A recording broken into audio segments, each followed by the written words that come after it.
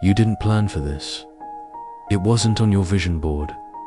It wasn't the kind of love story you could casually explain in one sentence without hearing somebody inhale sharply or tilt their head, like they already decided what it means. It's the kind of connection that makes you pause before you speak. Not because you're ashamed, but because you're tired of the assumptions. Tired of the side comments. Tired of people acting like they can measure your heart with a number. Yet in the quiet moments when it's just you and them, something in you settles. You feel respected. You feel seen. You feel peace where you expected confusion. And that's why you're here. Because you're not just looking for motivation, you're looking for clarity that doesn't shame you. And before we go deeper, subscribe now if you want more marriage-minded messages like this. Because what we build here is designed to protect your peace, sharpen your discernment, and help you recognize real covenant fruit without letting public opinion rewrite your destiny. Now listen gently. Angels say you're not wrong for loving someone younger, sees what others don't see. People see younger and instantly attach a story. They don't ask how you're treated. They don't ask if your nervous system finally relaxed. They don't ask whether you've been receiving consistent effort, honesty, and respect. They just assume. Because humans love shortcuts. They love labels. They love simple explanations for complicated things. But God doesn't lead with labels. God leads with fruit. God doesn't evaluate your connection by how it looks from the outside. God evaluates it by what it produces in the inside. Peace, maturity, accountability, safety, clarity, growth. And that is why your spirit has been calm, even when your environment has been loud. Because God can see what the crowd can't measure. And let's be responsible while we're being spiritual. This message is not saying every younger partner is automatically sent. Wisdom still matters. Boundaries still matter. Character still matters. Both people must be adults. Both people must be safe. Both people must be free to choose without pressure. Heaven does not endorse imbalance, manipulation, or control. So when we say, "You're not wrong," we're not giving you permission to ignore red flags. We're giving you permission to stop wearing shame while you practice discernment. There is a difference. Because here's the truth. Age is not the same as maturity. Some of you have met people your age or older who still couldn't communicate without hurting you. Couldn't commit without lying. Couldn't love without games. Couldn't stay consistent for a full month without disappearing. And some of you have met someone younger who doesn't play with your emotions, who doesn't punish you for boundaries, who doesn't turn love into a chase, who shows up with steady intention. The crowd calls that strange.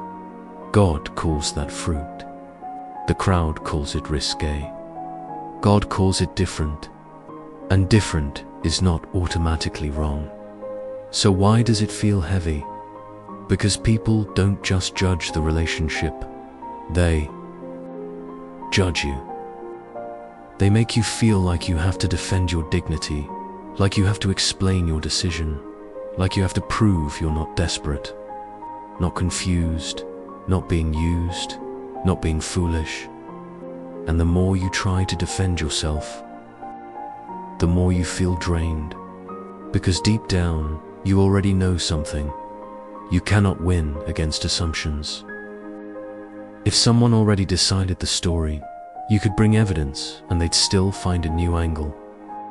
That's why angels are not telling you to argue. They're telling you to stay grounded. They're telling you to stop shrinking your joy to fit other people's comfort. Let's talk about what God sees. God sees the details nobody else sees. God sees how this person speaks when they're frustrated. God sees whether they respect you or no. God sees whether they handle responsibility like an adult. God sees whether they keep their word when it's inconvenient. God sees whether they're drawn to your heart or your resources. God sees whether they honor your reputation or treat you like a secret. God sees whether they build your peace or slowly drain it. God sees the private pattern while people judge the public label. And sometimes this is exactly why God allows a younger love to force you to stop choosing based on public approval. Some of you used to choose what looked acceptable and still suffered privately. You chose the person who fit the timeline. You chose the person who impressed family. You chose the person who made sense on paper. And behind closed doors, you were carrying the relationship alone. You were over-giving, over-explaining, over-functioning, underloved, underprotected, undervalued. So now, when God brings a connection that is peaceful but unconventional, your old training doesn't know what to do. Your old training says, this won't be accepted, but your healed self says, this feels safe. And the conflict between those two voices is what you've been calling confusion. But let me tell you what confusion often really is. Too many voices. You were fine until you told someone. You were steady until somebody laughed, questioned, warned, or assumed. Then you started rechecking something that wasn't broken. You began interrogating your own discernment. And that's the moment you need to be careful, because outside noise can become inside poison. It can make you treat your partner like a suspect. It can make you withdraw. It can make you start testing them.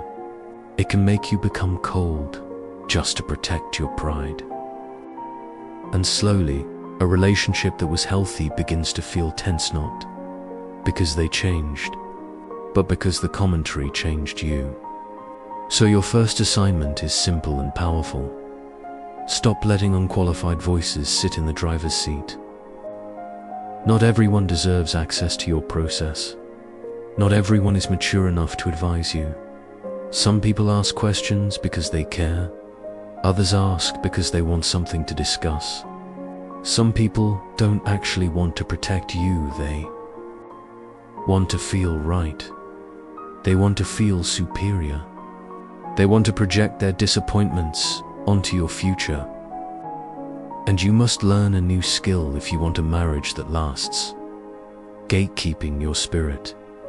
Gatekeeping doesn't mean you become rude. It means you become selective. You stop handing your peace to anyone who asks. Now, the next thing angels want you to understand is this. Loving someone younger can trigger insecurity in you, even when the relationship is healthy. Because the mind starts whispering, what if they change? What if they regret it later? What if I'm wasting time? What if I'm investing and they're exploring? Those fears feel logical, but fear is not the same as wisdom. Wisdom doesn't panic, it evaluates. Wisdom doesn't accuse, it observes. Wisdom doesn't rush, it builds. So instead of letting fear run the story, you let fruit lead the decision. Here are the fruits you look for, because future spouse connections aren't proven by poetry. They're proven by patterns. First fruit, consistency. Do they show up the same way over time, or do they become intense, then disappear? Marriage is not built on sparks. Marriage is built on steady presence. Second fruit, respect for boundaries.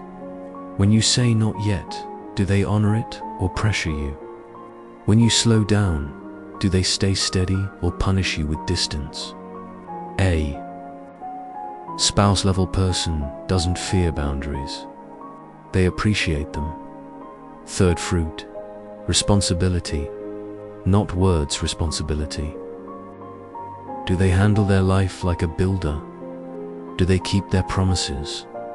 Do they take ownership of mistakes? Do they have discipline? Love without responsibility becomes a burden. Fourth fruit, emotional maturity. Can they communicate without becoming cruel? Can they disagree without disrespect? Can they apologize without turning it into drama? Because you can't build a peaceful home with someone who weaponizes emotions. Fifth fruit, protection.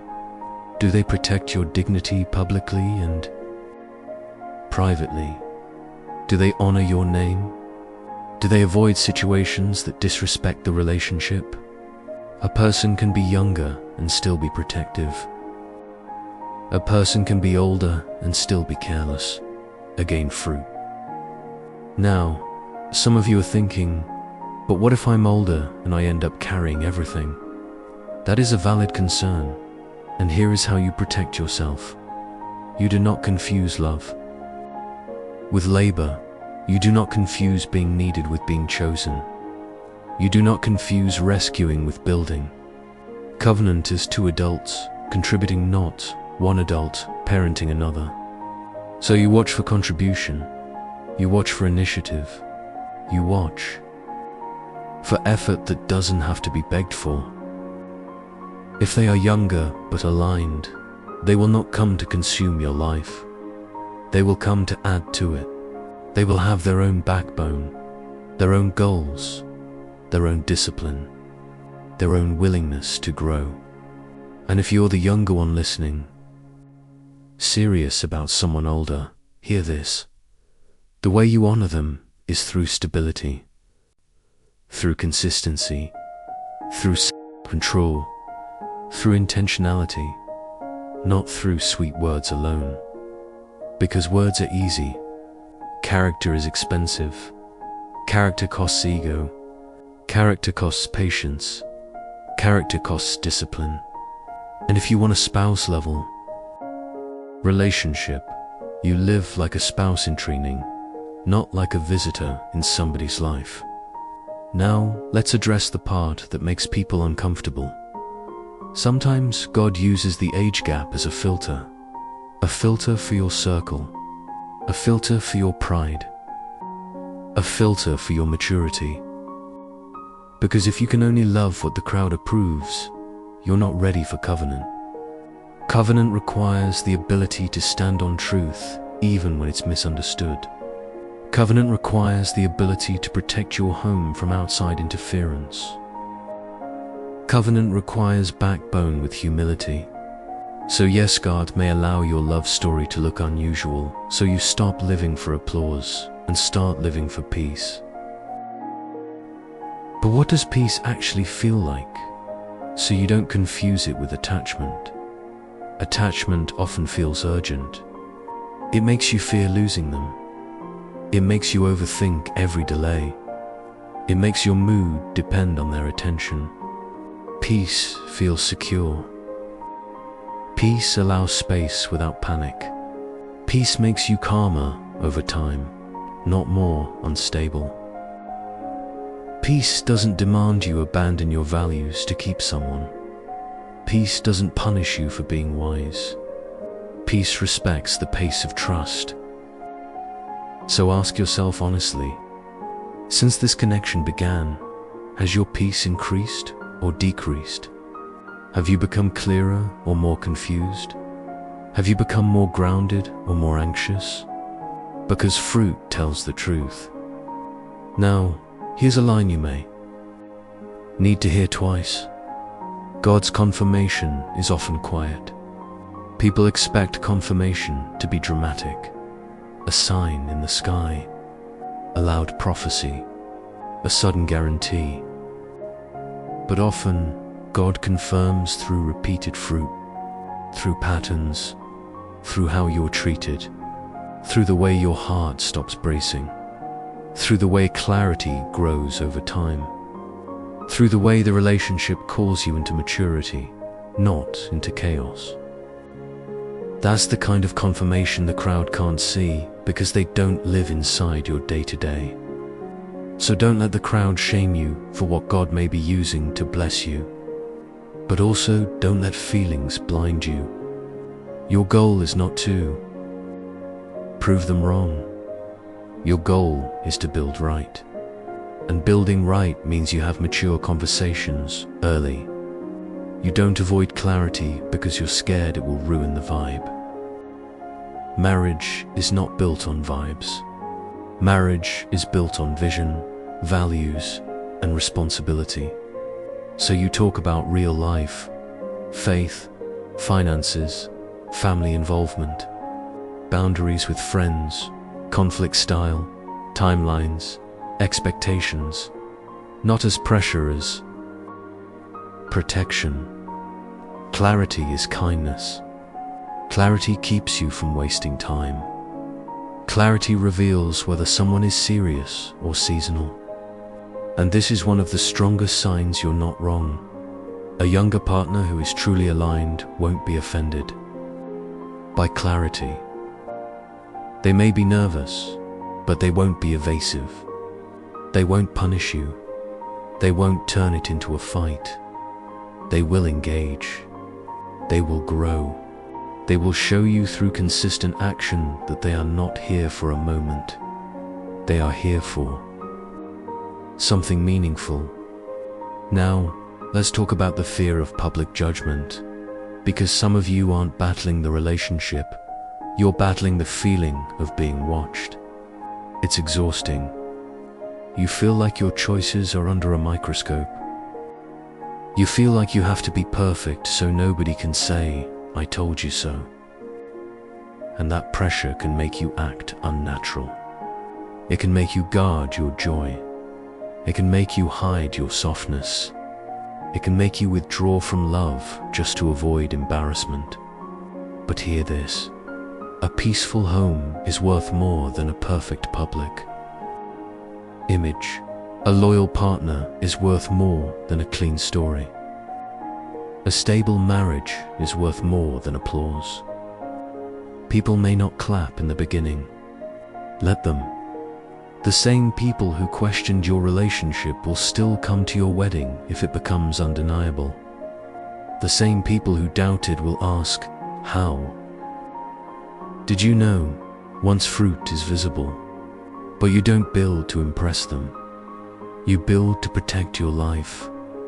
So the question becomes, how do you move forward without being controlled by opinions? You do it by making one decision today. I will no longer live in shame. Shame is what makes you accept less. Shame is what makes you tolerate disrespect quietly. Shame is what makes you overgive to prove your worth. Shame is what makes you stay silent when you need to speak. But you don't need shame to be wise. You can be private without being ashamed. You can move carefully without being fearful. You can love intentionally without apologizing. And that's why angels are speaking peace over you right now. Not permission to rush, permission to breathe. Permission to evaluate with wisdom. Permission to keep your standards. Permission to stop shrinking. Let me leave you with this anchor for this part. You're not wrong for loving someone younger when the fruit is right. You're not wrong for receiving respect. You're not wrong for desiring stability. You're not wrong for wanting a love that feels safe. And God, who sees what others don't see, will not judge you by the crowd's assumptions. He will guide you by truth. So keep watching fruit. Keep protecting your peace. Keep your boundaries firm. Keep your intentions clear. And as you keep doing that, one thing will become obvious without you forcing it. What is real will remain, and what is not will reveal itself.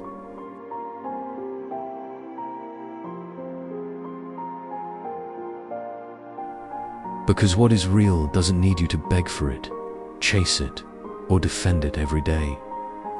Real alignment doesn't collapse under questions. It gets clearer with time. And that's why this second part matters. Not to convince the crowd, but to protect your heart while you build wisely. Here's the truth most people won't say out loud. Outside judgment becomes dangerous only when it changes how you treat the relationship. When you start acting nervous, suspicious, or guarded not because your partner did anything wrong, but because somebody else planted doubt. That is how peaceful love gets damaged. Not always by betrayal, but by commentary turning into a mindset. So the first thing you do is separate opinion from evidence. Opinions are loud, evidence is consistent. Opinions are emotional, evidence is behavioral. Opinions are based on stereotypes, evidence is based on patterns. And marriage is built on patterns. That means you don't let one person's comment outweigh months of respect. You don't let a joke outweigh steady effort. You don't let fear rewrite the story when the fruit has been speaking clearly. Now let's talk about how to handle judgment without letting it touch your foundation. First, protect access. Not everyone deserves details, updates, or explanations. People can't disturb what they can't reach. Privacy is wisdom. Privacy is protection. Privacy is choosing to let a relationship grow roots before you expose it to storms. The more you overshare, the more you invite voices. And the more voices you invite, the more confusion you risk. So choose a small circle of mature counsel people who care about character and covenant, not gossip and entertainment. Second, stop over-explaining. Over-explaining often means you're asking for permission, but you don't need permission. To be treated well, you don't need permission to feel safe. You don't need permission to build a healthy connection. The truth is, people who already decided won't be persuaded by your explanation anyway. They'll keep moving the goalpost, so don't fight for approval. Build for peace. Third, communicate with your partner instead of carrying it alone. Judgment becomes destructive when it creates distance between you and your partner. Some people go quiet when they feel pressure. They pull back. They become cold. They start acting like everything is fine while secretly spiraling. That creates confusion inside the relationship. So talk calmly. Don't accuse your partner of causing the judgment. Just share what you're feeling and build teamwork. I'm hearing opinions, but I want us to stay grounded. Let's keep communication clear. Let's keep building wisely. A spouse-level connection becomes stronger when you face pressure together instead of letting it divide you. Now, here's the next big point. The real difference between divine alignment and emotional attachment. Attachment feels intense, but it usually feels anxious. It makes you fear losing them. It makes you check for reassurance. It makes you tolerate disrespect because you don't want to mess it up. Attachment often rushes because it's trying to secure control. Alignment feels steady. It grows. It doesn't require you to betray your standards. It doesn't punish you for boundaries. It doesn't demand you rush intimacy to secure commitment. It respects time because it respects covenant. So here's the test that keeps you safe. Watch how they respond to wisdom. When you set a boundary, do they honor it or pressure you? When you slow the pace, do they stay consistent, punish you with distance? When you ask for clarity, do they engage or avoid? When conflict happens, do they repair or attack? When you need reassurance, do they communicate calmly or manipulate you with silence? These answers reveal maturity more than age ever will. Now I want to speak directly to the older listener again, because this is where you must protect yourself. Never let insecurity make you overfunction. Overfunctioning looks like carrying everything: money, planning, emotional labor, constant reassurance, because you're afraid the younger partner might leave. But love that you have to carry is not love you can rest in. Covenant is partnership, not parenting. So you watch for contribution, you watch for initiative, you watch for responsibility that shows up without reminders. A younger partner who is truly spouse level will not come to consume your life. They will come to add to it. They will have direction. They will have discipline. They will have humility. They won't treat you like a resource, they will treat you like a person. And if you're the younger listener, serious about someone older, hear this clearly. Your consistency is your loudest language, not charm, not words. Consistency. Show that you're not seasonal. Show that you can handle correction without rebellion. Show that you can be loyal without needing constant monitoring. Show that you can lead yourself in responsibility. That's how you remove doubt, not by arguing, but by building. Now, let's talk about the biggest trap that destroys unconventional love stories. The relationship becomes a stage. A stage relationship is always trying to prove something. Prove the critics wrong. Prove you're not desperate. Prove the age gap doesn't matter. Prove you're better than people think. And when you're busy proving, you stop building. You start reacting. You start performing.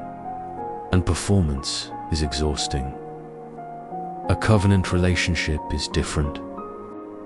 It doesn't exist to impress. It exists to protect. It exists to build a home. It exists to create stability, partnership, and peace. So instead of trying to prove, you focus on foundations.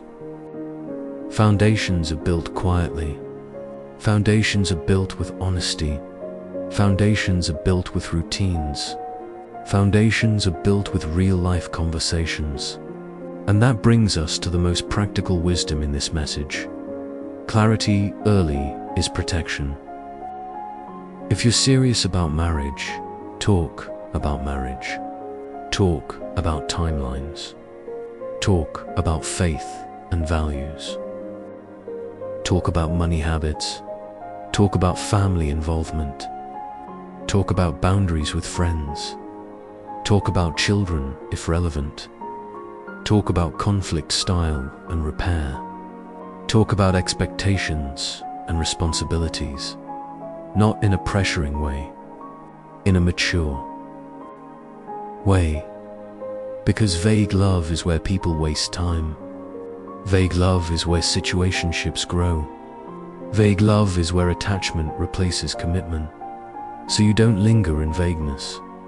You move with calm intention.